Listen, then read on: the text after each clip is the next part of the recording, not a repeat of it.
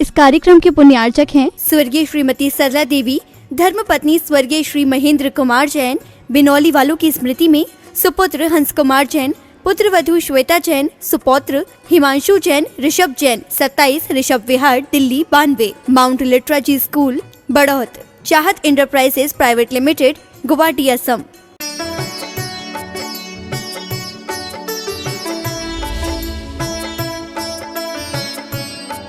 कैसे मुझे सैया पर आराम लग सकता है, जहां पिता भी तप करे केवल ज्ञानी बने और भाई भी चले गए। जंगल जंगल साधना कर रहे हैं, जिन्हें अन्न का ख्याल नहीं है, जिनके जल का ख्याल नहीं है, जिन्हें भोजन पानी की फिक्र नहीं है, जो सर्दी गर्मी हर हाल में सहन करते हैं, जीतते हैं। ऐसे कहाँ वो मेरे तपस्वी आज मेरे से बहुत ऊपर हैं, लेकिन वो इतना कठिन परिश्रय जीते और मैं यहाँ आराम से खाऊं पीऊं। शायद उनकी जो ये दशा बनी, इसी दशा के कारण से वैदिक संस्कृति में उनको जड़ भरत लिख दिया। जड़ हो गए हो, चंचलता खत्म हो गई, उत्साह खत्म हो गया, भागना दौड़ना मौज मस्ती फौज फाटा नाच गान सब एक तरफ रख दिया। यहाँ तक कि भोजन भी बड़ा उदासीनता से, मुनि को पड़गाहेंगे, मुनिराज को पहले आहार कराएंगे, पता नहीं इन्हीं मुनियों में हमारे कोई भाई भी आ जाएंगे। और जैसे मुनि हैं ऐसे ही मुनि तो हमारे भाई भी बन गए। मुनियों का आहार कराएंगे, पड़गाहन करेंगे, फिर जाके खुद से सान्न से भोजन करेंगे। चक्रवर्ती भरत के ऊपर स्पेशल रूप से कई ग्रंथ लिखे गए हैं, जिसमें भरतेश वैभव बहुत ज्यादा प्रसिद्ध है।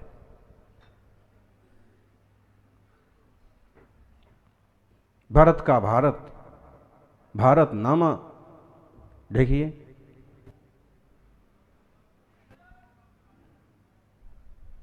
सौभाग्यशालियों, जैन शासन जिन धर्म अद्भुत है, अपूर्व है, इसके लिए श्रेष्ठतम उत्तम वक्ता नहीं मिल पा रहे हैं, नहीं तो इसका प्रभाव तो सारी दुनिया में आज भी हो। आचार्य समंत्रभद्र ने लिखा,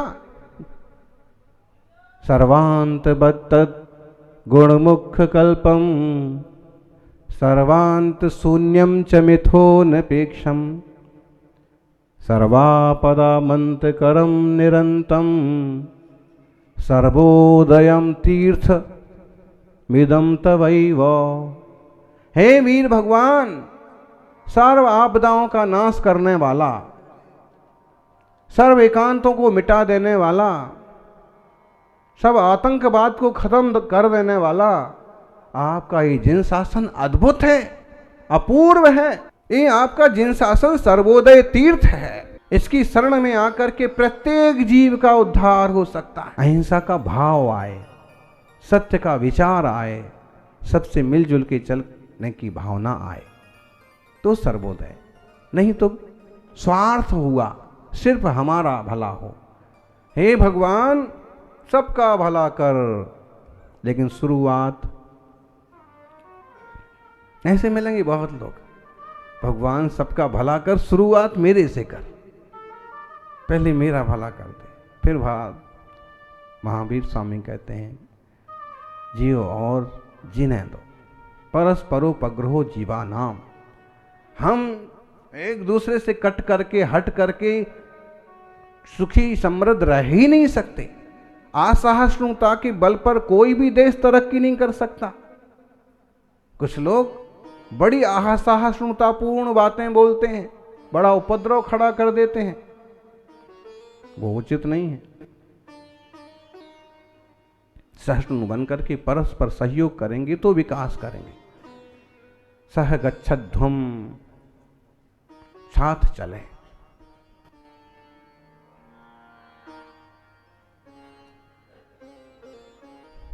साथ रहें, सहवसध्वम वेदों का एक सूत्र है। निजी स्वार्थों के कारण से कुछ भी बकने लगना बुद्धिमानी नहीं है। किसी भी चीज का रास्ता निकालना चाहिए, बैठ करके बातचीत करके, और दूसरे की भावनाओं का भी सम्मान होना चाहिए।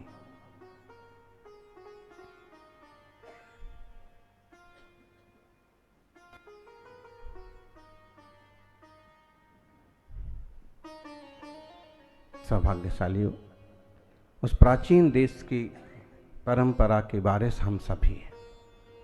पूरा देश भरत चक्रवर्ती का देश है, पूरा ऋषभ देव का देश है, और इसी परंपरा को आगे बढ़ाया श्री राम के भाई भरत ने। गजब की बात है, नाम का भी कैसा प्रभाव होता है, पूर्वजों के आदर्श का कैसा जबरदस्त प्रभाव होता है कि श्री राम ने तो कह दिया कि भाई का भरत का राज्य है और अब से भरत राजा रहेंगे। आपको याद हो तो पद्म पुराण में एक व्याख्यान ये भी आया है,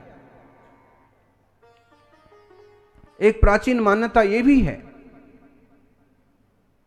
कि कैकेयी ने सिर्फ भरत के लिए राज्य मांगा था।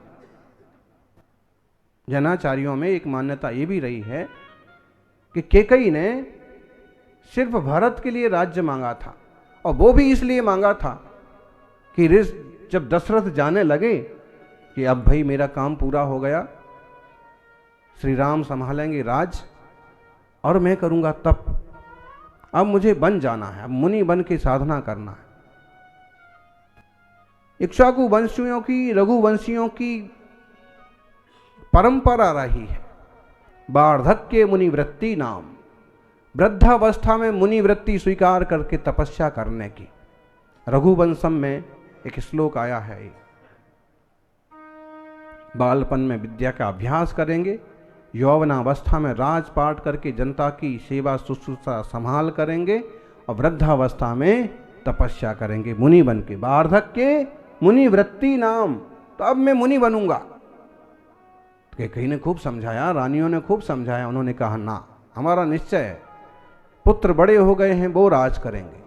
उनकी बात सुनकर के भरत जी ने कहा कि मैं भी मुनि बनूंगा, बड़े भाई राज करेंगे, दुनिया को संभालेंगे और मेरे ऊपर कोई भार भी नहीं है, मैं पिता के साथ रह के मुनि बन के पिता की सेवा का भी लाभ लूंगा और आत्मा का कल्याण भी करूंगा। पिता मुनि की सेवा का बहुत बड़ा पुण्य होता है।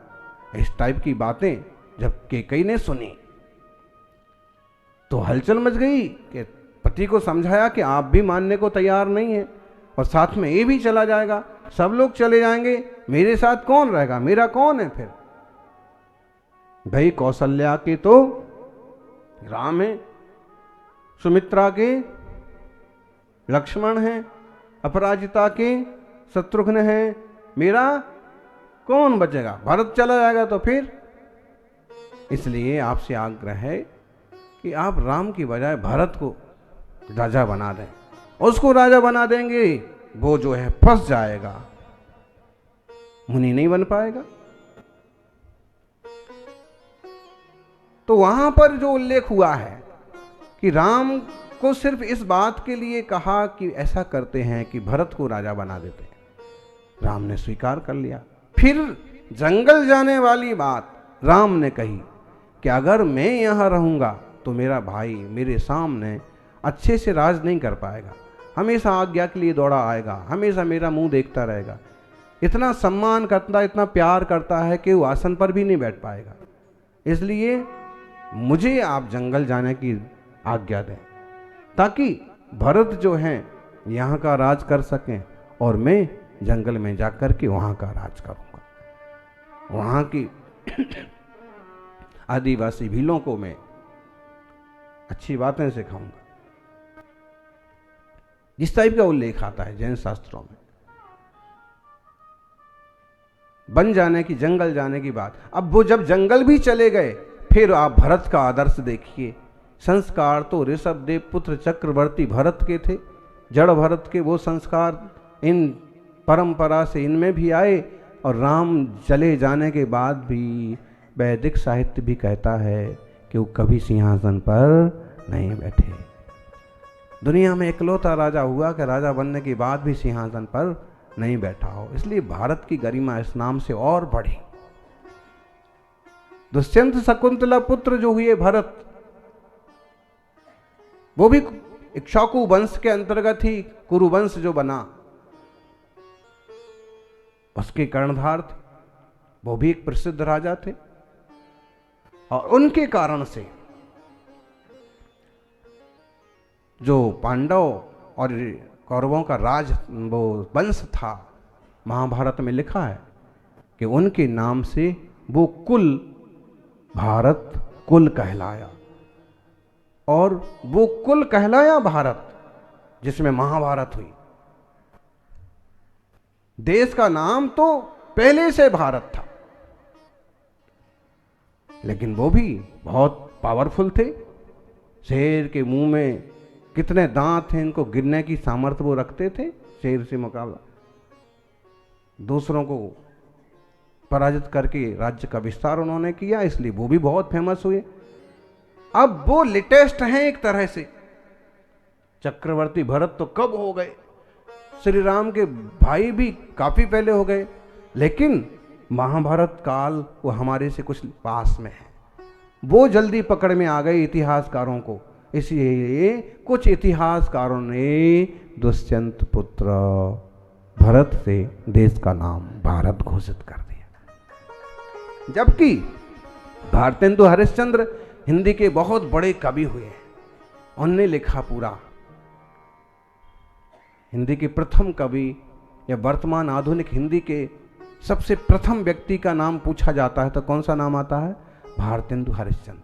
आप उनके इतिहास को खोजेंगे तो मालूम पड़ेगा कि एक बहुत अच्छे श्रावक थे, वो बड़े कवि थे।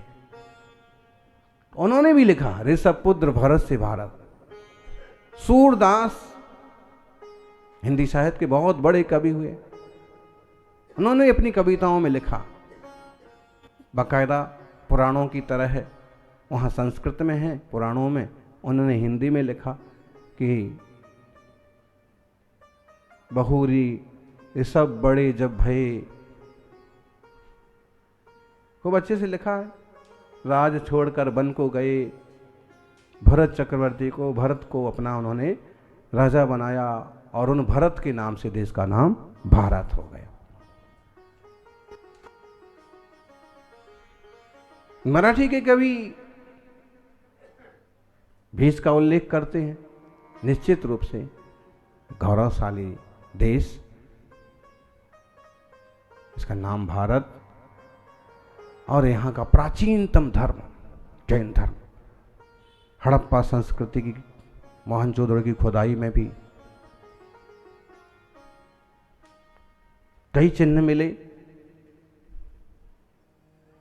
जिसमें आचार्य श्री विद्यानंद जी ने एक मोहर का उल्लेख तो जबरदस्त रूप से किया, और उसके इतिहास को इस ढंग से पेश किया कि उसकी सारी परतें खुल गईं।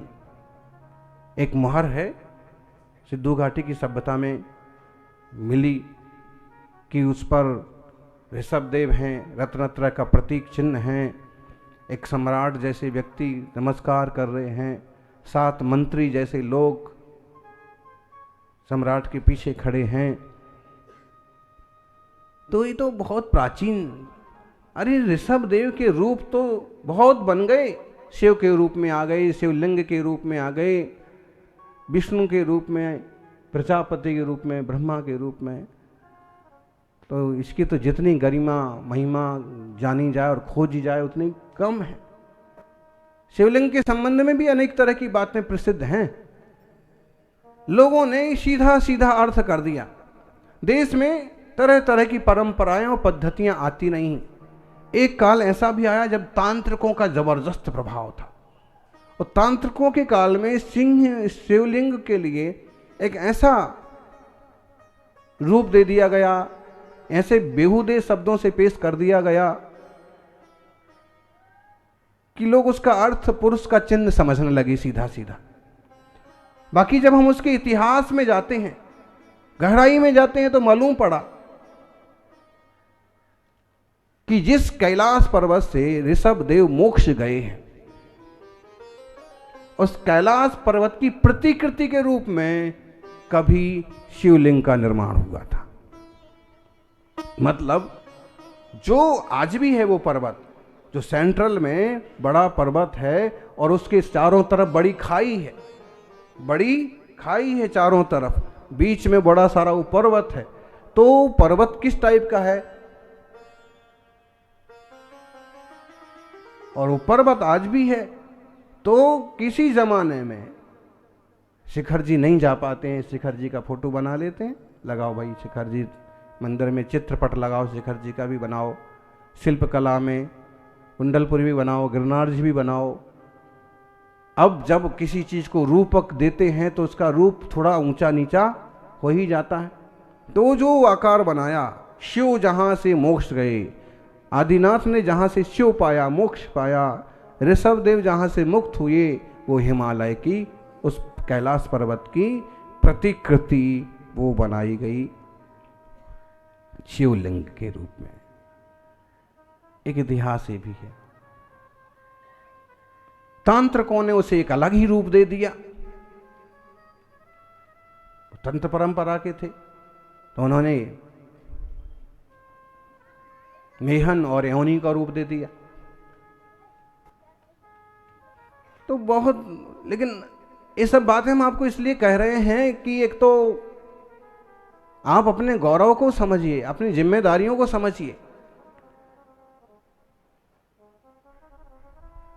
कोई छिछले लोग हो सकते हैं जो असहिष्णुता और गंदगी फैलाएंगे, लेकिन आपकी जिम्मेदारी है कि आप इसके मूल वारिस हैं। किसी भी तरह से देश को, देश के नाम को, देश की परंपराओं को, अहिंसा, सदाचार और शाकाहार की पद्धतियों को ठेस नहीं लगना चाहिए।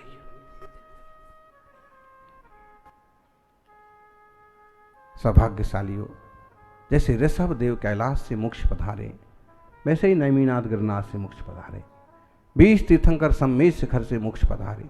इसलिए उनको मानने वाले लोग जब इन तीर्थों के प्रति कुछ किया जाता है तो वो उद्वेलित हो जाते हैं, क्योंकि उनकी आस्था के प्राचीनतम और प्रमुख केंद्र हैं। उन्हें ऐसे लगता है कि कोई गिरनार छीने जा रहा है, कोई शिखर जी को नुकसान पहुंचाए जा रहा है, फिर हम कहाँ दर्शन करेंगे, फिर आगे की पीढ़ियां कहाँ दर्शन करने जाएंगी। स्वाभाविक है ऐसा लगना। ऐसे में आज देश में जो भी जिम्मेदार लोग हैं, उनकी जिम्मेदारी बनती है कि समाज की, जैन शास्त्रों की, जैन श्रावकों की भावनाओं का सम्मान रखते हुए तीर्थों की, संस्कृति की सुरक्षा हो, भाषा और लिपियों की सुरक्षा हो। क्योंकि जिनका अपना इतिहास कोई नहीं होता है, जिनका अपना कोई इतिहास नहीं होता है, उनका अपना कोई भविष्य भी नहीं होता। गर्व से कहें हम जैन हैं। जनसंख्या में जब कॉलम में भरने की बात आती है तो धर्म में भी जैन लिखिए, जाति में भी जैन लिखिए, क्योंकि इस शब्द के लिए, इस नाम के लिए देश में एक बहुत बड़ा गौरव है। थोड़ी सी भी सद्भावना जिन लोगों के अंदर होती है, कोई कुंठित व्यक्ति हो तो भले वो आपसे, आपके नाम से चिढ़े, आप भले अपना उपगोत्र उपनाम लिखें, लेकिन जैन शब्द भी लिखें। जाति में, लिपि में ब्राह्मी लिपि, भाषा में प्राकृत भाषा, हिंदी भाषा, संस्कृत भाषा, खुद भी अभ्यास करें। और जीवन के एक मोड़ के बाद तो ज्ञानी खुद की आत्मशुद्धि के लिए पुरुषार्थ करना ही चाहिए। वे ऋषभ, वे भरत इसलिए इतने प्रसिद्ध हो गए क्योंकि उन्होंने आत्मशुद्धि करके सिद्धि पाई थी। आज अनंत अनंत सिद्धों में वे सारी आत्माएं सम्मिलित हैं। उन सबों को हमारा वंदन हो। जय बोलिए 24 तीर्थंकर भगवान की।